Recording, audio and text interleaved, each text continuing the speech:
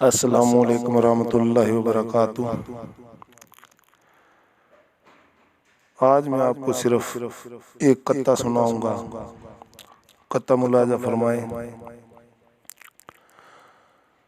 आज इतनी पिला शाकी के हर सजा को भूल जाऊं। आज इतनी पिला शाकी के हर सजा को भूल जाऊं।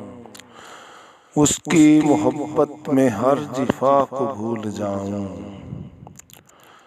उसकी मोहब्बत में हर जिफा को भूल जाऊं। आज इतनी पिला साकी के हर सजा को भूल जाऊं। उसकी मोहब्बत में हर जिफा को भूल जाऊं।